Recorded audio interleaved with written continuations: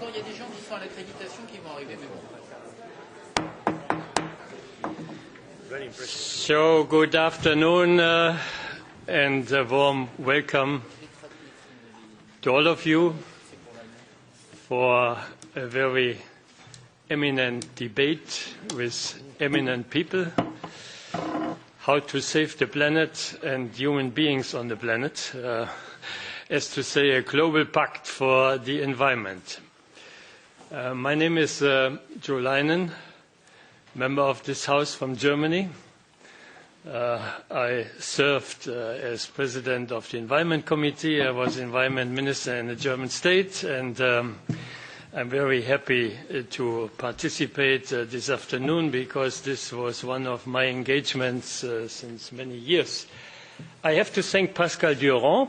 Pascal, parce que tu es l'auteur de cette séance. Pascal a eu l'idée d'engager Laurent Fabius, que je salue beaucoup, tout ce qu'il a fait pour l'accord de Paris, et en plus, on va entendre plus après, et bien sûr Kalea Crespo de la Commission européenne, mais aussi mes collègues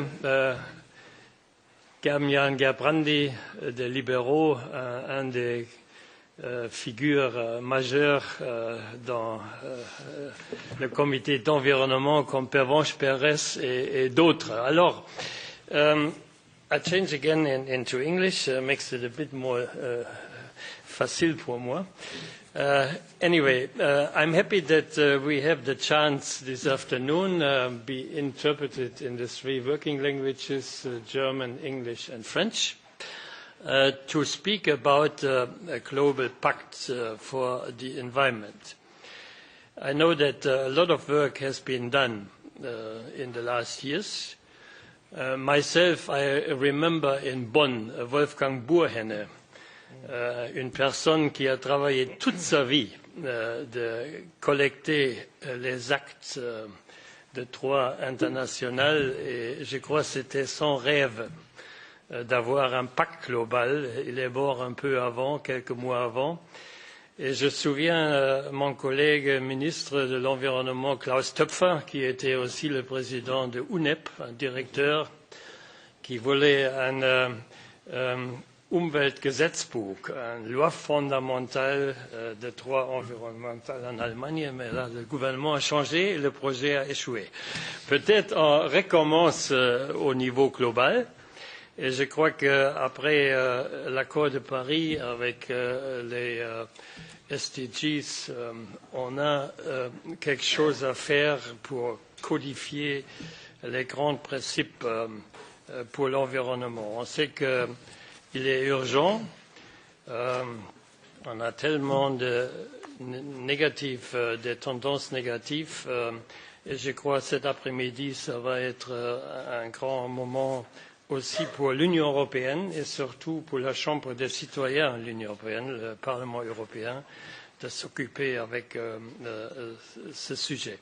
Bon, I'm happy that Laurent Fabius est venu de Paris, et I think you have the floor to introduce us in this topic, and then we go as you have seen the program that has been given to you. Okay, Laurent, you have the floor. Thank you, Joe. I will switch to French because I see many people listening to Joe without any earphones when he speaks French.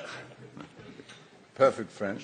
À ton honneur, j'ai essayé en français. Voilà. Okay, I will switch to French. D'abord, merci beaucoup à toi, Joe, merci à vous, Monsieur le Directeur Général, merci à Patrice Durand qui est là, et puis à tous ceux qui ont permis l'organisation de cet après-midi de travail. Et je suis particulièrement heureux d'être là. Pourquoi est-ce que je suis heureux d'être là? Parce qu'on est au Parlement européen et que nous partageons tous un même attachement à l'Europe et au Parlement européen, et puis parce que tu as fait allusion à ma présidence de l'accord de Paris, le souvenir est encore présent dans ma mémoire de ces travaux que nous avons menés en 2013, 2014, 2015, et je tiens à redire à quel point l'appui de l'Europe a été extrêmement utile pour que nous puissions et pour que je puisse en particulier conclure cet accord. Donc c'est une forme de remerciement que j'adresse au Parlement européen et à l'Union européenne. Et puis aussi, je suis heureux d'être ici parce que je pense que l'Europe est un des quelques acteurs qui peut encore sauver l'environnement. Je vais vous parler surtout du pacte global pour l'environnement, puisque c'est ça le sujet, mais je ne peux pas m'empêcher de dire quelques mots d'ordre général, où on a une contradiction extraordinaire et extraordinairement préoccupante entre, d'un côté, l'accord de Paris et d'autres accords qui sont positifs pour l'environnement, et, du même côté, la nécessité d'agir et d'agir vite. Ça, c'est un côté. Mais l'autre côté, c'est le drame, le mot n'est pas trop fort, que représente la dégradation actuelle de l'environnement et les perspectives futures, qui sont dramatiques, et aussi les décisions ou les non-décisions d'un certain nombre de gouvernements qui constituent en réalité des armes de destruction massive. Et dans cette contradiction qui va déterminer le sort de l'humanité, pas le sort de la planète comme on le dit trop souvent, parce que la planète elle continuera d'exister, mais le sort de l'humanité, et en particulier des parties les plus pauvres de l'humanité, dans cette contradiction, je pense que l'Europe doit jouer un rôle absolument moteur, l'Europe unie. Et l'idée du pacte global pour l'environnement, dont je vais maintenant vous dire quelques mots, est au soutien de cet effort dont nous avons besoin et dont l'Europe, à mon sens, doit être un des promoteurs. Alors, j'ai l'intention de vous parler brièvement, et le directeur général qui connaît admirablement le sujet complétera très utilement tout ce que je vais dire. Je vais vous parler un petit peu de l'histoire de ce pacte, mais pas trop longtemps. Ensuite, des progrès qu'on a faits jusqu'ici, et puis de la nécessité d'aller plus loin et de ce qui se présente.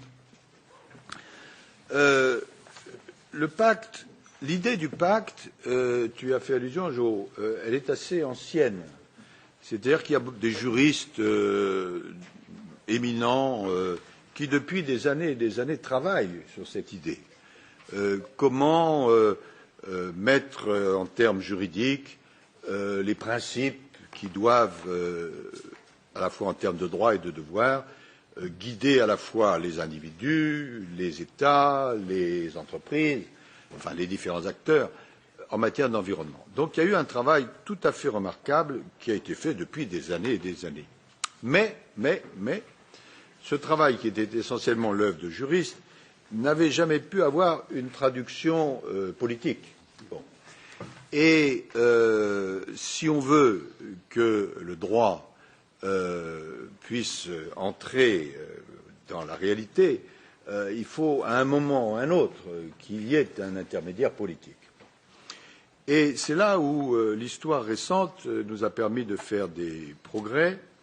Il s'est trouvé que beaucoup de ces experts, lorsque moi-même, ayant quitté le ministère des Affaires étrangères, je suis devenu président du Conseil constitutionnel français, sont venus nous voir. Je dis nous parce que Yann Aguila, qui est là et qui préside la partie environnement du club des juristes, a joué un rôle très important à mes côtés, sont venus nous voir en disant bon ben écoutez, voilà, vous n'avez pas trop mal réussi dans l'affaire de l'accord de Paris.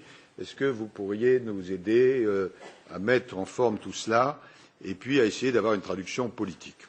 Bon, on a travaillé, on a mis au point un draft qui est un projet de traité en 26 articles, donc c'est un texte assez court, qui définit, en termes juridiquement étudiés, quels sont les droits et les devoirs des différentes parties prenantes dans la société.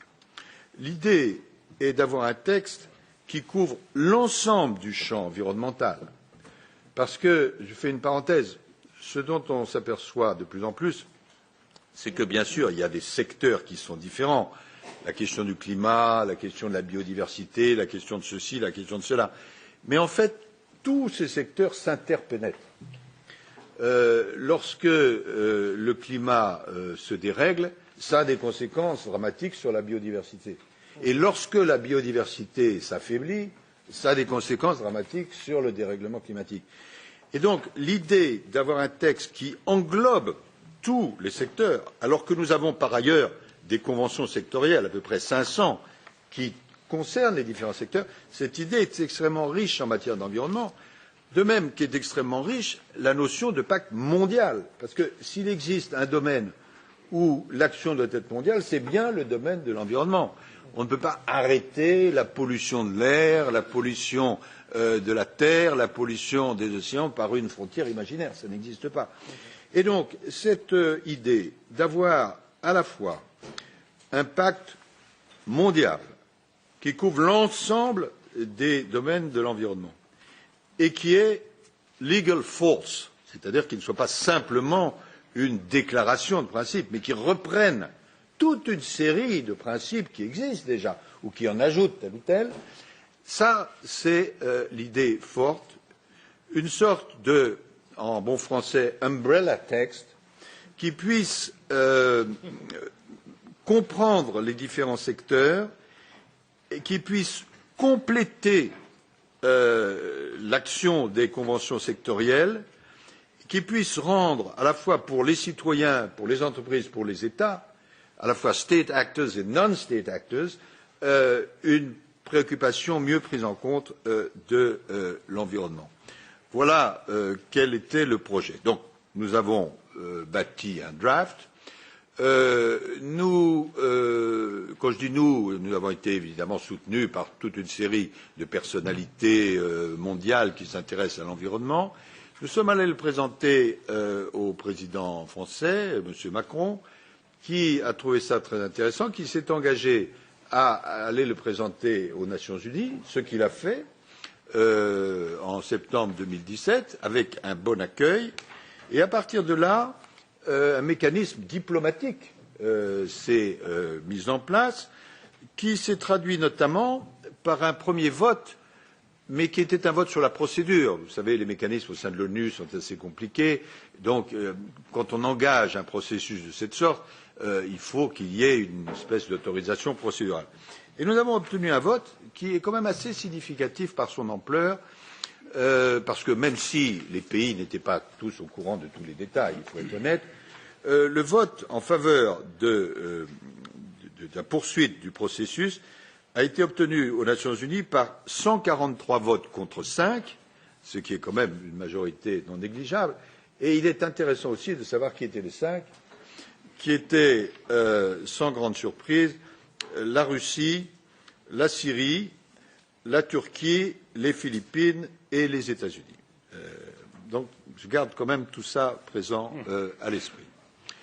Alors, nous avions donc cette autorisation pour avancer, et cette autorisation disait, ben voilà, il faut qu'il y ait un rapport du secrétaire général des Nations Unies pour dire un peu où on en est. Il faut que ce soit discuté à Nairobi, qui est le siège de UNEP, et il faut qu'après avoir discuté sur à la fois les gaps, les trous dans la législation et les moyens de combler ces trous, vous reveniez pour qu'on décide ce qu'on fait. Ce rapport du secrétaire général des Nations Unies a été présenté en décembre 2018 et il fait l'état, c'est un rapport très, très dense, de tous les gaps dans les différents secteurs et il ébauche un certain nombre de pistes de solutions, et parmi ces pistes de solutions, il y a évidemment l'harmonisation de la loi internationale sur l'environnement à travers l'adoption d'un traité international rassemblant les principes fondamentaux dans le domaine de l'environnement afin de clarifier les choses et de renforcer ces règles en matière d'environnement. Ce rapport a donc été publié et à partir de là, je vais évidemment rapidement, il y a une première réunion de travail à Nairobi, qui est le siège de UNEP, où les uns et les autres, l'ensemble des pays du monde, ont examiné ce travail. Moi-même, je ne participais pas à ce travail, mais enfin j'ai eu à cette session, mais on m'en a évidemment rendu fidèlement compte. Beaucoup de pays africains ont soutenu le pacte, beaucoup de pays d'Amérique du Sud. La Chine a eu une position constructive et c'est évidemment important. Différents pays et en ce qui concerne, il a été précisé qu'il y avait encore un important travail qui est à faire, et ça c'est évident.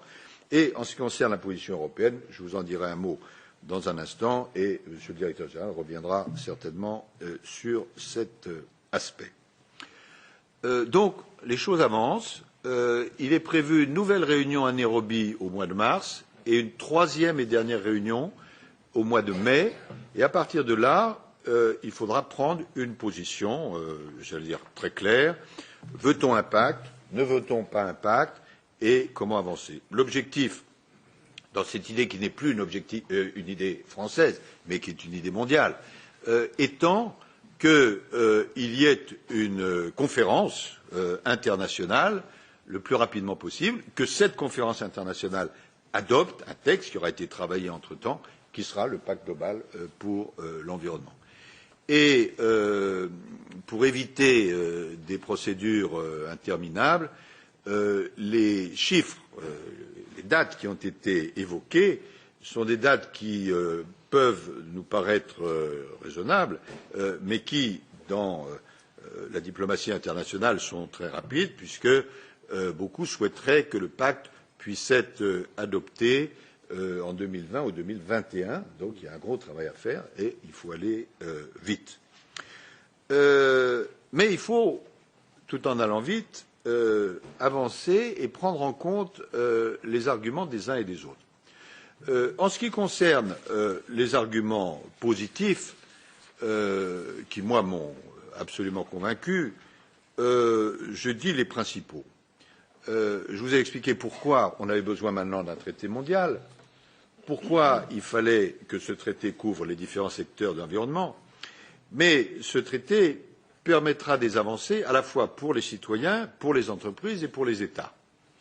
Pour les citoyens, évidemment, ça leur donnera des garanties nouvelles par rapport à la protection de l'environnement et, ce qui est aussi très important, ça donnera aux citoyens et à ceux qui les représentent, par exemple les associations, les NGOs, etc., la possibilité, le cas échéant, de faire valoir leurs droits devant les tribunaux.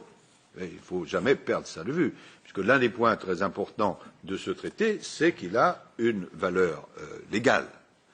Même si ça doit être décliné, on entrera dans la discussion ensuite, puisque les juristes vont s'exprimer, est-ce que c'est applicable directement en droit national ou pas applicable en droit national? Ça dépend des systèmes juridiques, etc. L'idée, c'est que ce ne soit pas simplement une proclamation. Proclamation, c'est très bien, mais ça n'a qu'une valeur relative, mais que ce soit du droit réel. De même, pour les sociétés, ce pacte mondial représenterait une avancée considérable, puisque, évidemment, c'est un élément majeur, comme on dit en bon français, de level playing field, c'est-à-dire d'égaliser les conditions de concurrence, et aussi de donner aux entreprises, ce qui est absolument indispensable dans le monde contemporain, une prédictabilité et une visibilité pour qu'elles sachent quelles sont les règles. Et ça, je pense que de plus en plus, il y aura des responsables d'entreprises qui vont s'exprimer tout à l'heure, les entreprises le comprennent. Et puis, au niveau des États, évidemment, ça encourage à une législation dynamique, ça permet aussi d'éviter les processus de dumping, et ceci en lien avec les SDG, l'agenda de 2030 sur Sustainable Development, ça permet aux États d'avancer de façon ordonnée, d'une façon ambitieuse, mais en même temps réaliste. Donc voilà les éléments gagnants pour à la fois les state actors et les non-state actors. Mais il y a des arguments inverses qui ont été avancés à Nairobi, qui personnellement ne me convainquent absolument pas, mais qu'il faut savoir, bien sûr, prendre en compte et auquel il faut répondre. Il y a l'argument traditionnel, à chaque fois qu'on veut avancer par une régulation internationale, de dire mais c'est une menace à la souveraineté, en fait les questions de l'environnement vont se régler par elles-mêmes et il ne faut surtout pas qu'il y ait d'intervention de la loi ou des États.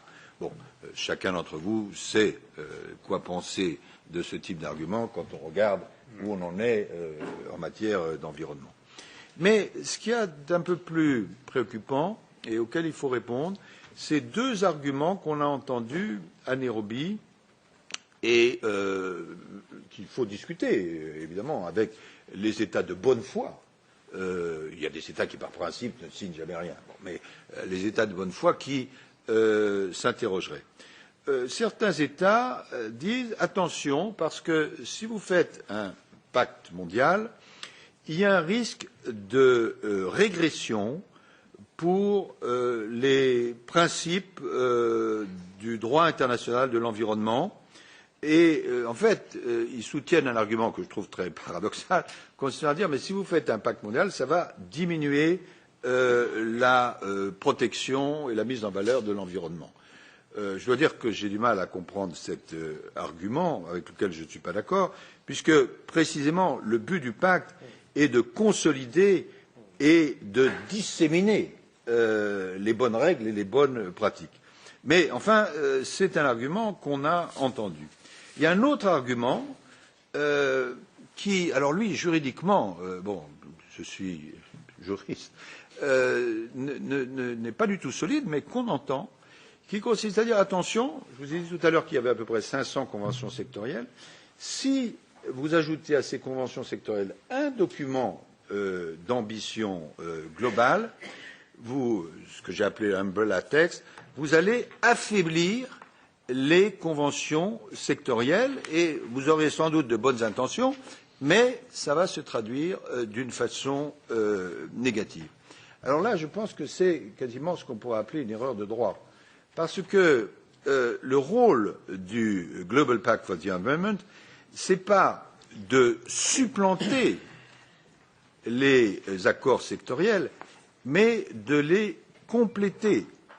Et la question de l'articulation entre le pacte et les accords sectoriels est traitée par les juristes connaissent ça, un adage bien connu qui est en général exprimé en latin, qui est de dire specialia generalibus derogant, c'est-à-dire que les accords spéciaux dérogent aux règles générales. Concrètement, ça veut dire quoi? Ça veut dire que si, par exemple, il y a un principe qui est affirmé dans le pacte, le principe de précaution, le principe CBDR, etc., si il n'a pas exactement la même rédaction qu'un accord sectoriel, le pacte ne vide pas la formulation de l'accord sectoriel. Il ne remplace pas l'accord sectoriel, c'est une addition. C'est-à-dire que le pacte peut remplir les trous, et il y a beaucoup de trous dans la régulation de l'environnement international, mais s'il y a une contradiction entre les deux éléments, c'est l'accord sectoriel qui l'emporte. Donc cet argument a été développé assez fréquemment, mais je dois dire qu'une discussion de bonne foi entre juristes, diplomates, spécialistes devrait permettre de convaincre. Alors, ayant dit cela, quelles sont les prochaines étapes et pourquoi, me semble-t-il, il faut que l'Europe continue à s'impliquer et s'impliquer de manière très unie? Je vous ai dit, prochaine étape, un certain nombre de réunions à Nairobi, puis, si les choses fonctionnent comme nous l'espérons, la préparation d'un texte plus précis. Il y a là un draft, mais il y aura d'autres apports, bien sûr, et le document doit être enrichi, modifié sur certains points. Et puis, le moment venu, une décision, une convention internationale et l'adoption d'un traité. Pourquoi est-ce que c'est particulièrement important en ce moment? Là, je ne vous apprendrai rien. C'est parce que la situation générale en matière d'environnement est dramatique. À la fois parce que toute une série d'accords qui ont été signés ne sont pas respectés, je pense notamment dans certains cas à l'accord de Paris, mais aussi parce qu'un certain nombre de pays, à commencer par le plus puissant d'entre eux, ont décidé, en tout cas leur gouvernement, de s'abstraire de ces règles. Ce qui fait que concrètement, et je n'ai ici probablement personne à convaincre, on est en alerte rouge sur presque tous les sujets en matière d'environnement. En matière de climat, puisque vous êtes ici et vous vous intéressez à ces sujets, vous avez pris connaissance du rapport du GIEC, en anglais IPCC Report, d'octobre dernier, qui précise où on en est par rapport à l'objectif d'1,5 degré que nous avons fixé dans l'accord de Paris, pourquoi nous n'y sommes pas, pourquoi ce serait accessible et qu'est-ce qu'il faut faire pour y accéder. Évidemment, je suis ça de très près, étant considéré comme un peu le papa de tout ça, mais nous avions fixé, vous le rappelez, l'objectif de 2 degrés ou 1,5 degré, et aujourd'hui, parfois vous entendez des estimations prudentes pour ne choquer personne. Enfin, de tous les contacts que j'ai, je pense que si on laisse les choses aller comme elles ont commencé d'aller, on se situerait plutôt autour de 4 degrés. Et donc 4 degrés, ça ne veut pas dire que dans tel pays du nord de l'Europe, il fera 4 degrés de plus et que ça deviendra la Côte d'Azur. Ça n'a rien à voir. Ça veut dire des catastrophes de tous ordres. Je n'ai pas besoin d'insister. Ceci est malheureusement extrêmement connu. Même chose en matière de biodiversité. Nous allons avoir une COP biodiversité en 2020 à Pékin, mais le dernier rapport du WWF, qui s'appelle Living Planet, dit que 60% du monde vivant, animal, a disparu au cours des 45 dernières années. Même chose en ce qui concerne l'impact sur l'économie, et il y a des représentants d'entreprises qui s'exprimeront tout à l'heure. Je pense que de plus en plus de responsables d'entreprises, de plus en plus de syndicats comprennent que, si je puis dire, la question environnementale n'a pas un impact seulement en matière environnementale au sens étroit, mais d'une manière extrêmement large. Et ce n'est pas un hasard si à Davos, quand on a interrogé les chefs d'entreprise présents là-bas pour leur demander quel était le risque numéro 1 pour l'économie, le risque numéro 1, c'est le risque environnemental et notamment le risque climatique qui est sorti. Et puis, on n'y insiste jamais assez, le risque, enfin la certitude en matière de santé. J'ai toujours regretté que nous n'ayons pas assez insisté, nous n'insistons pas assez sur les dégâts en matière de santé de toutes les atteintes à l'environnement, parce que ça touche les gens. Ce n'est pas de la théorie, ce n'est pas quelque chose de lointain, et ce n'est pas pour dans 50 ans, c'est pour maintenant, et par dizaines et dizaines de milliers de personnes. Et puis, bien sûr, les risques pour nos conditions de vie, et, en définitive, les risques pour la sécurité. Security. Le GIEC n'a pas obtenu le prix Nobel de chimie ou de physique, il a obtenu le prix Nobel de la paix. Et c'est à bon droit qu'on lui a donné. Parce que si vous avez l'eau qui se raréfie, si vous avez les terres de moins en moins disponibles, si vous avez des mouvements migratoires, non pas par centaines de milliers de gens, mais par dizaines de millions, il est évident qu'au bout du compte, c'est la question de la paix ou de la guerre qui est posée, et l'histoire de l'humanité le montre. Donc, voilà ce qui est en jeu, et évidemment, le pacte global pour l'environnement donne une autre visibilité à la capacité de surmonter ces questions. Et je pense que, par rapport à cela, et c'est là-dessus que je conclurai, l'Europe a une responsabilité tout à fait particulière. Parce que, je n'ai pas besoin d'être long, c'est vraiment cohérent avec nos principes de base que nous vivons, mais aussi tels qu'ils sont résumés dans nos textes fondateurs. J'ai repris le traité sur le fonctionnement de l'Union européenne et à l'article 3, à l'article 11, à l'article 21, à l'article 191, pour ne citer que cela, c'est vraiment, on est au cœur du sujet. Et donc, on ne sort pas du tout de nos objectifs européens. C'est vraiment absolument indispensable pour les générations d'aujourd'hui et pour les générations de demain. Mais c'est vrai aussi dans toutes nos nations. Je regardais la loi Basic Law of the Federal Republic of Germany, l'article 20, qui fait allusion aux responsabilités par rapport aux générations futures. Je regardais le préambule de la Constitution, la Charte de l'environnement, dans mon pays, où il est fait aussi allusion aux autres générations. Je regardais l'article 66, paragraphe 2 de la Constitution portugaise, où il est dit qu'il faut respecter le principe de intergenerational solidarity. J'ai regardé l'article 74 de la Constitution polonaise, où il est dit public authorities shall pursue policies ensuring the ecological security of current and future generations. J'ai regardé l'article 2 de la Constitution suédoise. The public institutions shall promote sustainable development leading to a good environment for present and future generations. On est en plein dans ce qui est l'objet du pacte global. Et puis l'Europe est dans une position, j'allais dire, unique pour agir dans ce sens. À la fois parce que nous n'avons pas tout réussi, mais enfin, nous avons fait quand même beaucoup de choses, et aussi à cause du contexte mondial actuel. Soyons précis, nous avons réussi l'accord de Paris pour toute une série de raisons, mais notamment parce que nous avions, outre un effort académique considérable, outre une pression de la société, outre une action diplomatique, il y avait un contexte international favorable avec le fait que les États-Unis, la Chine, l'Europe étaient en ligne. Bon. Aujourd'hui, vous savez ce qu'il advient de la position du gouvernement américain. Bon, nous ne pouvons pas rester comme ça les bras croisés.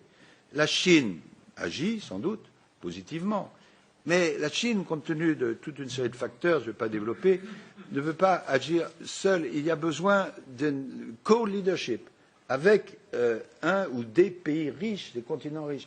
Et l'Europe est ce continent qui doit montrer l'exemple, non seulement pour lui-même, tout en restant bien sûr réaliste, et pour le monde entier. Je terminerai en disant que, même si il y a un travail formidable d'explication à faire, de pédagogie, nos concitoyens ne sont pas au courant des détails de ce Global Pact. Mais vous êtes tous conscients que de plus en plus, cette question de l'environnement est absolument décisive. Elle est décisive, je commence à voir ça juridiquement. Quand vous faites la liste de toutes les litigations qui sont ici ou là dans tous les pays, je ne parle pas seulement pour les spécialistes de l'arrêt Urgenda aux Pays-Bas, etc., mais partout, il y a des questions qui montent. Et évidemment, le pacte donnerait une traduction à cela. Mais aussi les mouvements de protestation, qui recueillent des dizaines et des dizaines de milliers de personnes. Vous sentez que ce domaine dans la jeunesse, mais pas simplement dans la jeunesse, devient une préoccupation numéro un. Nous en discutions avec le directeur général qui me disait que quand on fait la liste des priorités, ça arrive vraiment au tout début. Ma conclusion est que, en 1966, c'est-à-dire il y a un peu plus de 50 ans, au niveau des Nations Unies, il y a eu deux pactes qui ont été adoptés, l'un pour les droits civils et politiques, l'autre pour les droits économiques, culturels et sociaux. Je pense que le temps est venu, 50 ans plus tard, de faire mutatis mutandis l'équivalent en matière d'environnement. À l'époque, cette préoccupation n'était pas présente pour des raisons évidentes. Maintenant, elle l'est, elle détermine absolument notre avenir. Je pense que l'Europe doit être au premier rang et que le pacte global sera un outil formidable à la fois pour l'Europe et pour l'ensemble du monde en matière d'environnement. Merci.